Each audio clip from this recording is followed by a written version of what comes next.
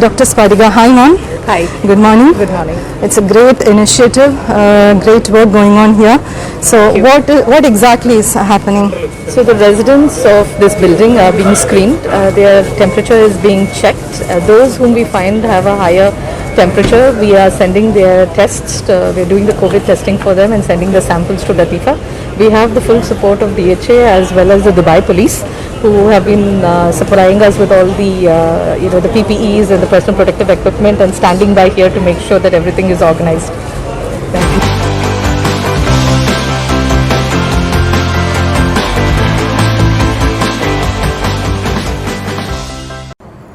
It is indeed a privilege and honor to have Dr. Spadika with us this evening. I certainly would avoid another formal round of introduction to her because her professional background has already been shared with each one of you as part of the invitation that was circulated originally. Having said that, I certainly would like to call her a Wonder Woman. So does everyone at Aster today. She is one of the bravest women I have ever met, and I can vouch for that, having known her for more than 10 years. Heading operations of Aster Primary Care itself is a very, very tough job. And when COVID-19 struck, when absolute cluelessness prevailed, she was there to clear the air, like she always does. Her team has been conducting COVID-19 screening camps ever since, and now she has built an army of volunteers than the demand itself. Collectively, Dr. Spadika and her team has more power to be of immense use to humanity today. All of us at Molecular Connections would like to salute the frontline heroes such as yourselves who are battling this pandemic, literally putting your lives in the path of the virus. Thank you for the sacrifices you all make every day, and especially during current times of uncertainty. Your dedication, commitment, and courage deserve our deepest gratitude and admiration. And a very warm welcome to you. And it is my pleasure to hand over the presentation to you. Thank you, Krishna. Good evening, everybody. Thank you so much for having me over today, and an absolutely embarrassing introduction from Krishna, as always, and expected. I can only say that I was very grateful that I had the opportunity to be at the right place at the right time, to be able to do what we have successfully done in UAE. And today we are on a near no COVID situation. So it's about 3 months since the COVID started here, much earlier than India. And today I'll probably highlight in different parts of the presentation on where we pitched in and how it made a difference. And I hope to take this in a much more positive note than the current situation in India. I happened to just scrounge on the internet today to see what's happening in Bangalore, because it is Nama Bengaluru and I'm from Bangalore as well. And I found that it was so scary. Just flipping through social media can be quite difficult, scary. A lot of information, even for me as a doctor, a practitioner, and knowing so much about COVID, being through all of that, I found it scary. So it's understandable that we look at what is happening in the rest of the world and hope that India follows suit. Having said that, I would just share the presentation. Please bear with me for a minute.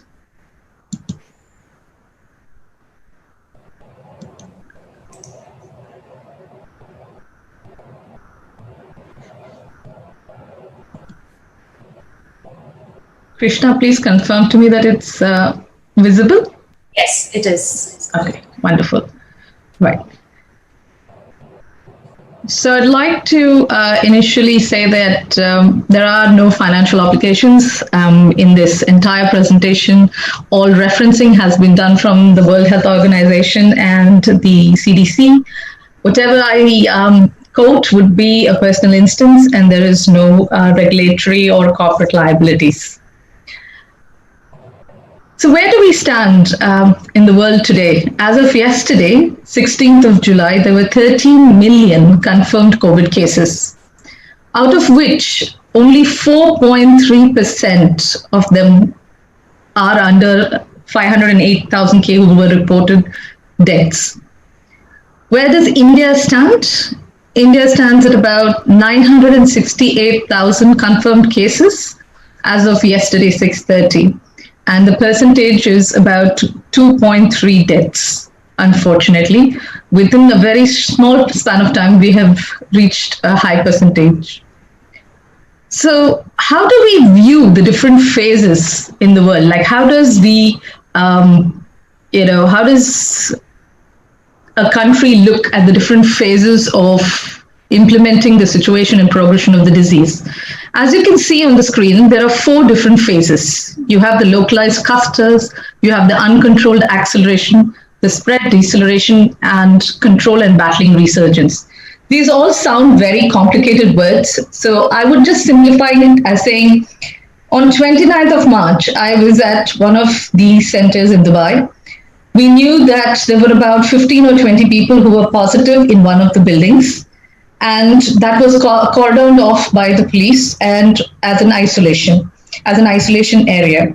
That is what is a localized cluster. When you're in that phase where you have pockets, which I think India had about 3 weeks ago, where you had pockets in different parts of India, that was the clustered localized phase. What do you do in that phase? You detect and trace the cases without losing a control of chain of transmission. India has now moved into the uncontrolled acceleration phase. Uncontrolled acceleration phase is one where you have significant number of new cases every day. The linear growth is exponential. And the only way you can do anything about it is to have strict precautionary measures, which would mean that each and every one of us as Indians are responsible to maintain safe distances, as hand hygiene practices, and from the government end, they would have to look at expanding their healthcare capacity and also building testing capacity. Stage 3 or phase 3 is where we were in UAE about 2 weeks ago at the end of June, where we had started decelerating. And finally, in July, we went into the control and battling resurgence.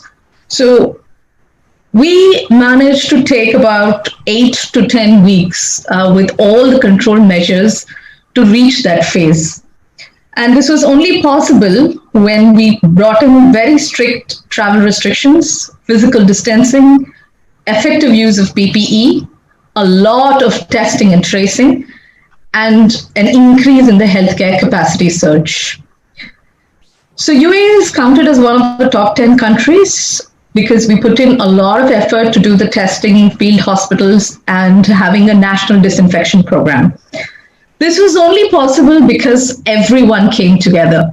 It didn't matter who you were, where you were from, what part of the government, whether you were Indian, whether you were an Arab, it did not matter. The entire country came together, private sector, public sector, volunteers from the KMCC, volunteers from Aster, everyone pulled in, pitched in, and got him to do all the various things. What you can see on the top left corner is the disinfection program, which happened every night. Cleaning of surfaces. You see in the center that is cleaning happening in schools for all the workers, where there were large numbers, even up to 1,000 workers, where you see the tents in the bottom, where we had all of them coming in and getting screened and tested. On the left side corner, you see the Sheikh getting himself tested in a drive-through vehicle. So the reason why I'm showing you this is to show you that it is possible to get out of the COVID, and it takes time, patience, and a lot of precautionary measures, and a combined effort. You cannot do it alone. It needs a lot of effort to come together. And as you can see, all of these countries who have moved out and have passed the peak. What is its, economical? We all know that across the world, the impact has been humongous. It's caused a lot of, pain. suffering to many, and a lot of repatriation happening. So the question arises, and I think I saw one question here as well, is when are we going to come back? This was something that keeps coming up in a lot of questions and messages that I've been getting. So I thought I'd put this slide here for you to look at it. If you look at it, you will see that from the middle half, which is the wholesale trade, administrative, utilities, finance, construction, retail, all of these are expected to come back by the end of 2020 and take off in 2021 and completely be back to normal by 22. So you could say that different sectors are on their path of regaining where they once were, but it probably take a year or two before they finally come back to the previous status. So, in other words, we can help protect ourselves from the infection of coronavirus and detect early on to help make sure that we get out of the pandemic. How do we protect ourselves? I'm sure each and every one of us knows about this, but it's always good to reiterate that keeping a safe distance, washing hands thoroughly, avoiding shake hands and contact, sneezing into one's own arm or into a tissue, and refraining from going out when you know you have a mild fever or a cough or difficulty breathing. It's best not to step out, but rather to pick up that phone and call somebody who could help you, whether it's your local doctor or it's the helpline. So I know that you might be thinking, why do I keep saying wash your hands, and hand hygiene? Because this is one of the key things that we should do to prevent the infection. Now, I'm sure all of you wash your hands. The question is, do we do it right? Do we do it for 20 seconds? Do we religiously follow the steps of hand wash? I have a little video here that I would like you to watch.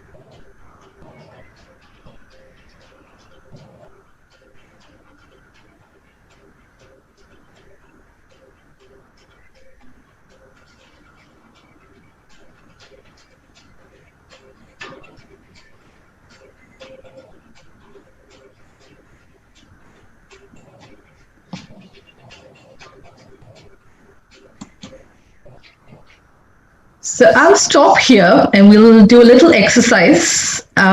Krishna, I hope everyone has their, hello, can you hear me? I have asked all the participants to carry the hand sanitizer and the mask. Wonderful. So I'll just stop sharing the screen for a minute. And it'll be great if I can see everybody and they show us their hand sanitizer.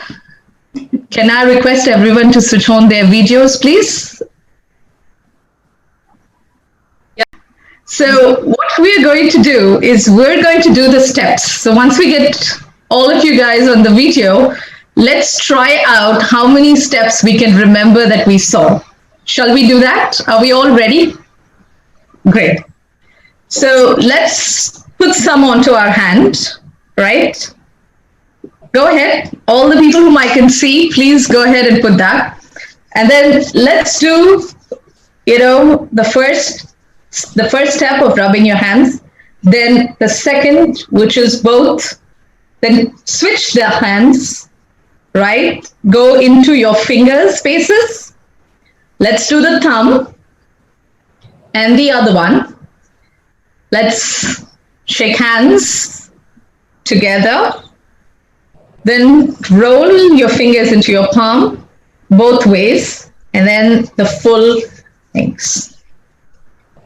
Great. So now you have done your hand hygiene. I suggest that you follow this every time you wash your hands or when you use your hand sanitizer. Thank you for being great sports, and we'll go back to the presentation. Thank you so much. Right. So avoid touching when greeting other people and use the sanitizer as often as you can. So this is one of my favorite slides because as you can see, we all love shopping. We all love our malls, going to the grocery store. And as women, especially, we would love to have our large baskets and trolleys when we go in. So how do we make sure that we stay safe in an environment which is touched by a number of people, and the area the number of surfaces we touch is also very high? So what you can do is when you step into a shopping mall or a grocery store, you can sanitize your hands, wear a pair of gloves, sanitize your trolley, which you're using. And once you finish your shopping and you're on the way out, then please discard the gloves in the bin outside the mall. And once again, sanitize your hands. This way, you would have protected yourself from any of the surface areas in the mall. Also, please make sure you're wearing your mask at all times. So on the left, you would see that there are many surface areas that could be high touch surface areas, which could lead to spread of infection. They would be tables, doorknobs, staircase railings, kitchen countertops, refrigerator handles.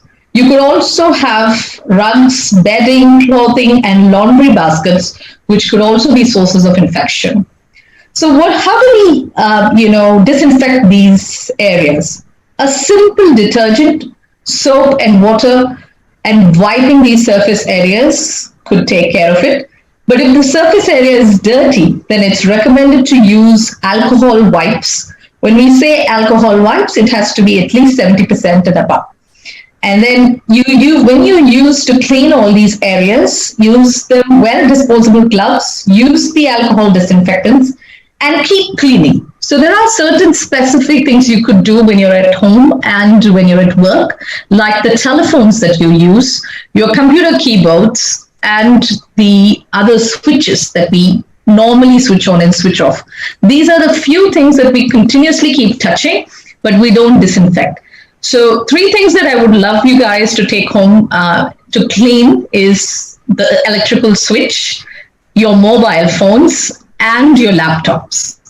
The mobile phone goes with you everywhere. So I always carry wipes everywhere, in my car, in my purse. And every 15 minutes or half an hour, wherever I go, I keep wiping the mobile phone. Because mobile phones are supposed to be the highest infected areas, and we don't recall where we keep them.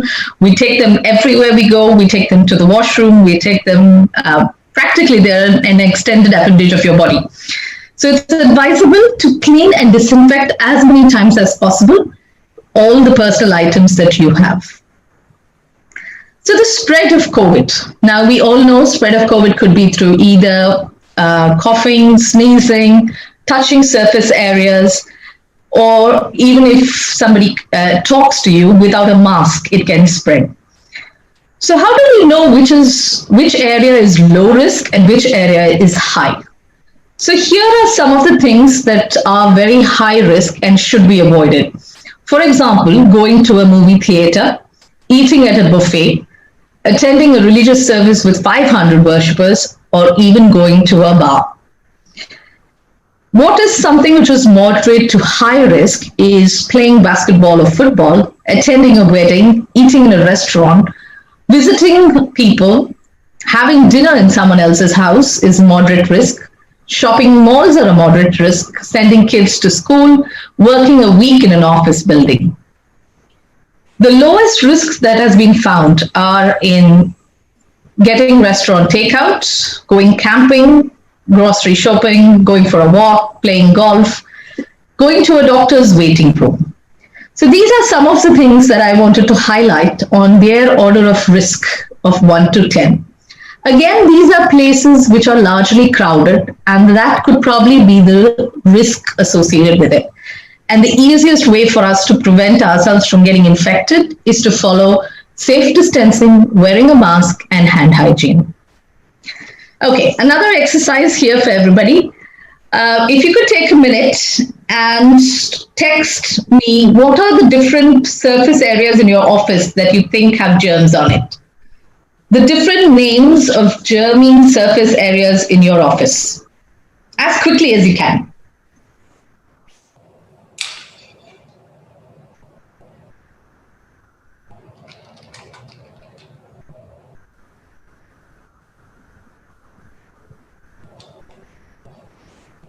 Krishna, I'm unable to view the messages. I hope you can see them as they're coming in. I can read them for you. People have been saying keyboard, doorknobs, biometric access control. Okay. Restrooms, railings, doors, work desks, office chairs, lift, Wonderful. mouse, keyboard, access card itself. Okay.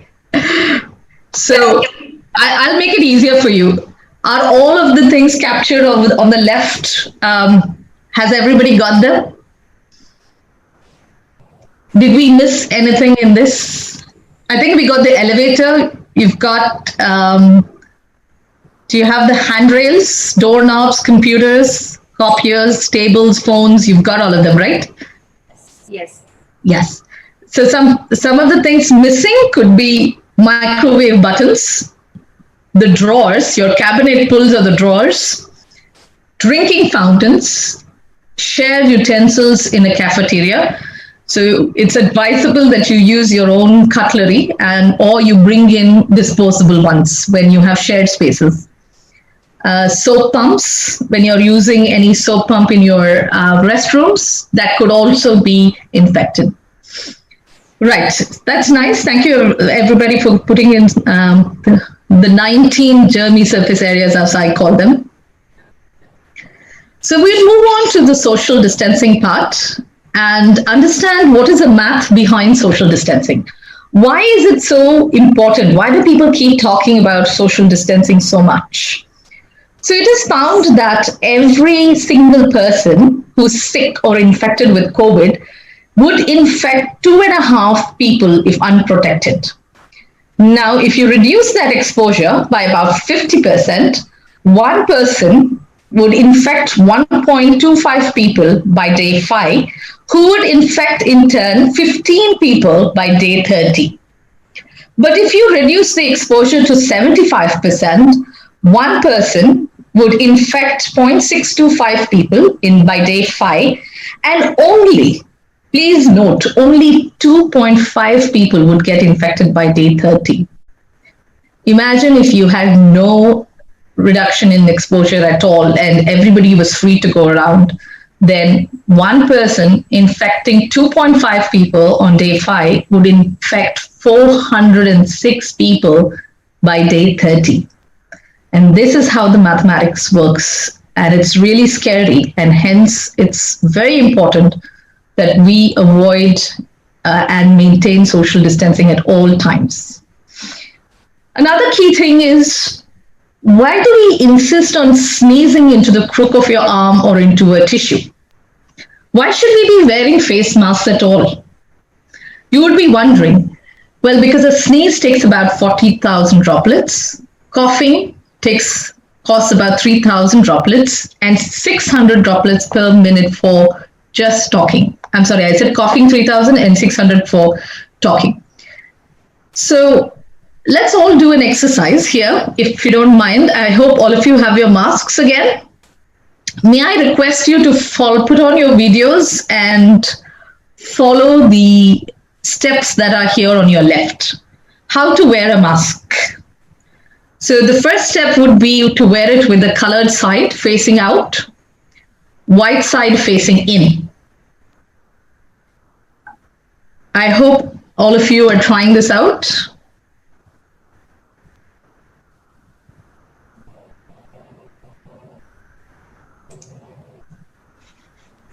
So since I'm sharing my screen, I'm unable to see the others here. So for want of time, I would try to avoid that.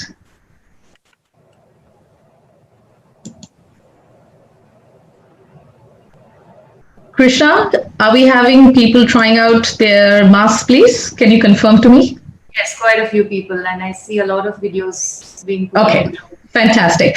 So the idea is that you wear it with a colored side, ensure it covers the nose and mouth fully, tie the loop strands to your head over the ear, and make sure the 2 fingers press the concealed metal wire down to fit the shape of your nose. So this is the right way of wearing a mask. So please ensure that the nose and the mouth are covered. If you can see me, you would probably wear your masks in this fashion and press it in this way, right? How do you remove a mask?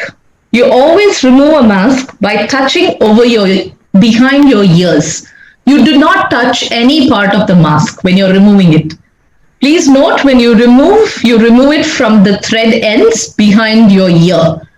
And then you take it and then throw it right into the dustbin. It should not go anywhere else. When a mask is taken out, ideally, unless it's a cloth mask, if it's a cloth mask, please take it straight away to put it into the washing machine or soak it where it needs to be washed. If it's a disposable mask, please do not put it into your purse. Do not leave it around.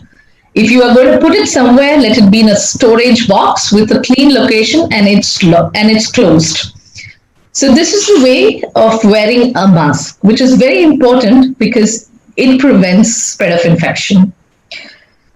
So how does it go for your droplet infection? Well, I've had a question on whether it is aerosol, whether is it droplets, and I thought, let me just show you this slide. So what does it mean to be a droplet? So when somebody coughs or sneezes or talks, the droplet falls on the ground or on a surface and contaminates the person who touches it. So in cases of cardboard, the contamination can remain for 24 hours. In case of copper, it's for 4 hours. Plastic is about 2 to 3 days, and stainless steel is about 2 to 3 days. So there's a forever debate on droplet or airborne. So it's very difficult to say that it's not airborne. Airborne transmission is definitely possible, but that doesn't mean it's likely, because you're wearing your masks, you're doing all your precautionary measures. So it's unlikely that it matters whether it's droplet or airborne.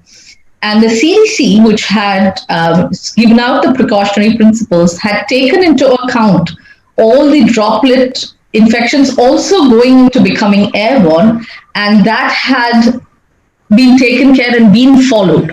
So this debate that's going on is largely more theoretical and should not be something of concern for us, because we should be taking precautions as if it is an airborne, which is already what is being done.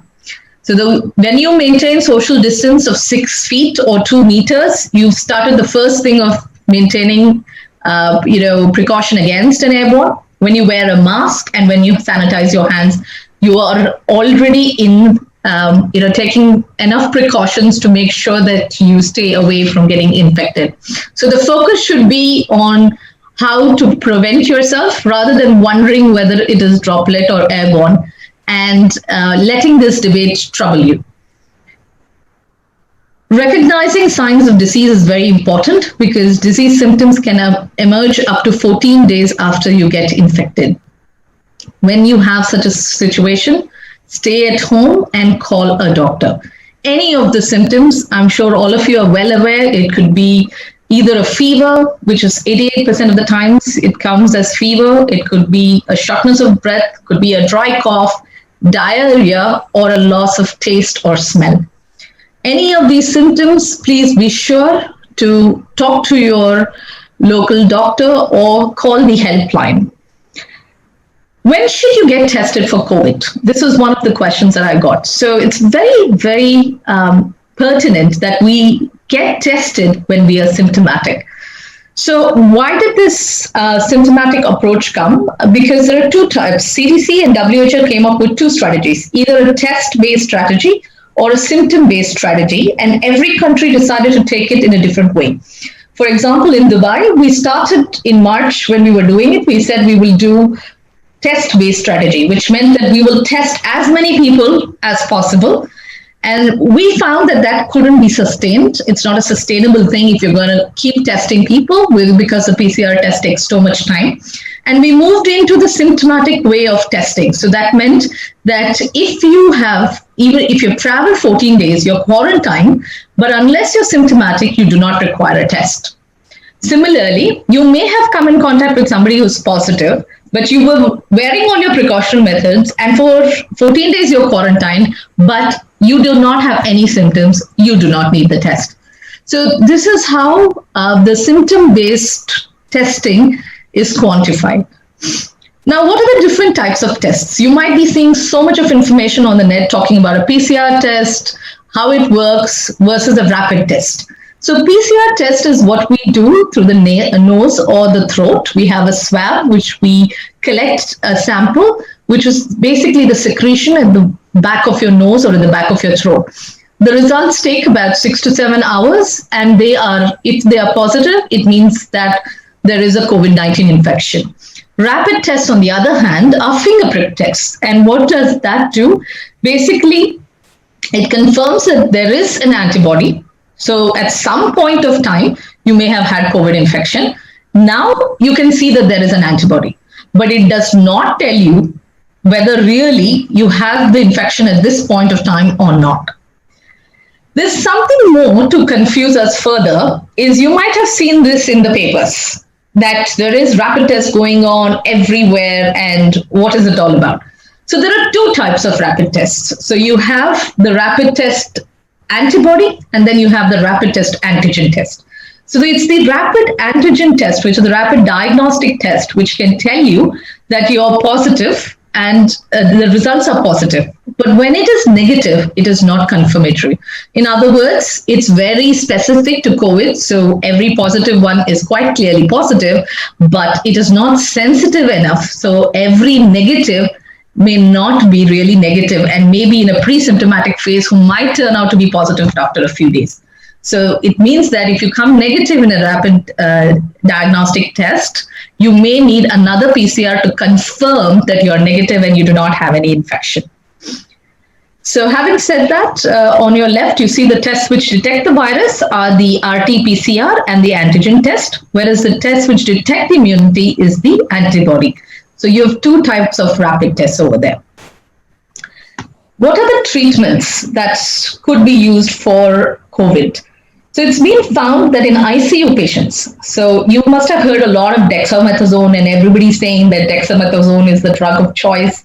It's the wonder drug. It's so cheap. It's available. Please understand that it is only being used in ICU setup where somebody has oxygen or where they were ventilated because they had COVID infection. In those patients only, it reduced the mortality. So it's not a sure shot treatment.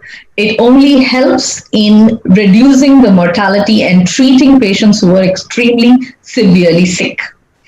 Same thing for remdesivir. It improves the recovery time and it reduces the number of days that patients are in the ICU, and it decreases the mortality rate by about 33%. Some other methods that the ICUs are using are prone ventilation, which is purely on putting somebody in a prone position in the opposite way and then ventilating them. And that has proven to help. One other that I have not added here is something called as ECMO, which is the extracorporeal transfusions, which also has found that people who are really sick and even a ventilator is not helping them, ECMO has found to help them. And it's very few places who have ECMO and who have the capability to manage patients with ECMO, unfortunately. Coming to convalescent plasma therapy, this has been tried in many places where you take the blood of somebody who has recovered from COVID. After 14 days of them recovery, you take their blood, you take out the plasma from it, and you utilize it for patients who are severely sick in the ICU so that they build antibodies and it can be treated. It's a very innovative way, but we do not know how far it's going to succeed. Vaccines. Coming to vaccines, there are multiple vaccines out there which are in different phases, phase 1, 2, and 3 trials. As you can see, the phase 3 trial, there are about 3 of them which are in the phase 3, and the next stage would be approval for them, but it would probably take still further 6 months for it to happen. There is one such phase 3 clinical trial happening in Abu Dhabi at the moment, which is going to be for the next 3 to 6 months. And let's hope that it comes out to being a success for us. How has COVID changed our lives? We all work from home. I think most of the people on the screen today I can see are all working from home. So some tips for working remotely, because, when we started off, we said remote work is impossible. Then, our managers convinced us and said, no, you've got to do it. You have to work from home. Then you said working is perfectly fine. So I remember maybe in June is when I started working at home for a few days of the week, when I was not on the, on the screening camps. And at that time, I said, okay, this looks like fun. Then after about 2 weeks, I said, no, I can't do this. I need to go back to my office. And once I went for about a week, and then I said, okay, let me try going back. So there are so many, you're not used to doing something. Change is so difficult. And it's a cultural change for us to get used to working remotely. So some of the things we could do to work remotely is, let's try and get dressed every day as if we were going to work. We live within our times. Everybody I know in my team says that when they're working from home, they start their day at 6 a.m. and it ends at 11 p.m. So try and maintain times and discipline as if you were at work, and close your laptops, at a certain time in the day. I will not say 4, 5, 6, but whatever time you decide to say, I'm going to stop and spend time with my family, is the time that you should do, so that you maintain that positiveness and the connection with the family. Some of the fears and behaviors that all of us will be facing at home, because we're all at home. I had a period of 2 weeks when I was, staying at home because I was seeing so many positive cases. We were like treating 2,000 positive patients. I used to go to the isolation facility every day, and we used to screen about 800 people in a day. And being constantly with this kind of people, I was very worried that I would bring it back to my husband or my son. And so I quarantined myself in one of the rooms and in my house, and I said, I will not share anything else. So it had a bathroom, and all my food came in disposable plates and disposable cutlery. But I remember those days, how sad it was to be alone. And I can imagine and understand the pain that people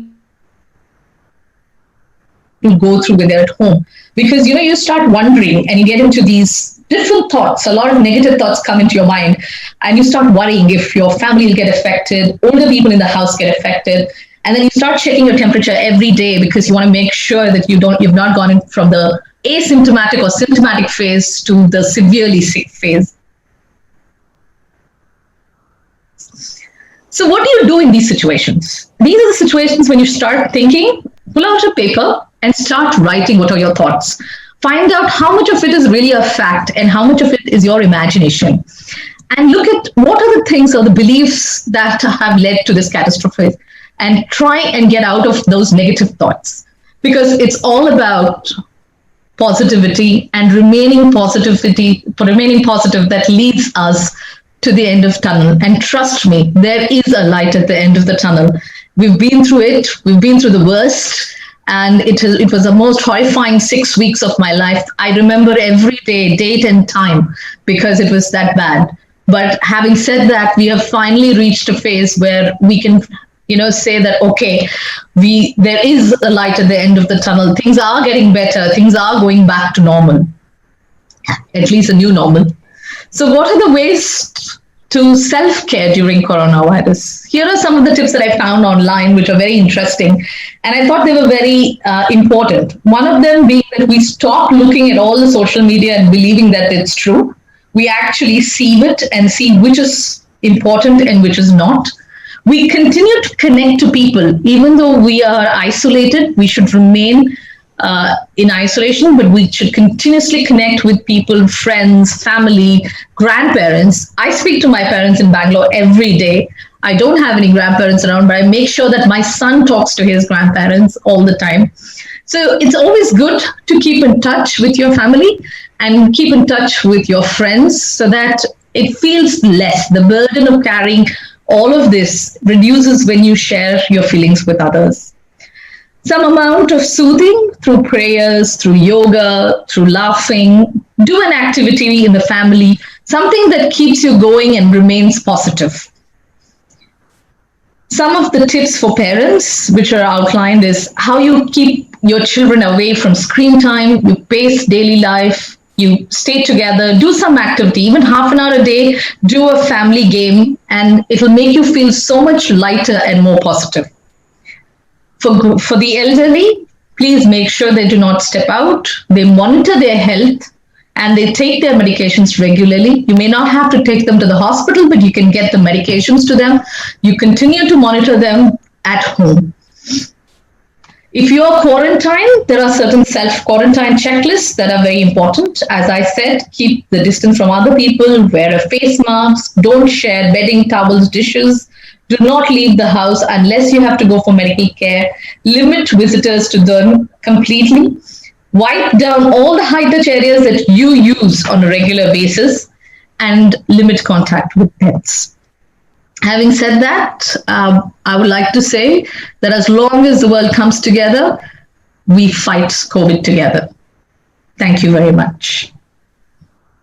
Here are some useful links. I think Krishna can share it with you. So if anyone would like to go in and get more information, there's one in point number 3, which is Vysa. Vysa is an app which is available in India as well, where if you feel anxious or isolated and you want to talk to someone, it's an AI bot that helps to make you feel better and reduce your anxieties. Right. Thank you so much. Krishna, back to you. I sincerely thank you on behalf of everyone from Molecular Connections for taking time off, especially during such busy times where you are in the front line. And speaking to us today, addressing all our questions. If there are more questions which we could not answer in this 1-hour session, please feel free to share it. I think she's already given her Gmail as well. Thank you so much, Krishna. It was really wonderful interacting with everyone. And yes, I can understand the number of questions that people have in their minds. And it would be really, at these times, it's always good to get them cleared out so that, you can be more peaceful. So I'm happy to be of help. Thank you so much for having me here and moderating this session. It was really wonderful speaking to everybody. Thank you.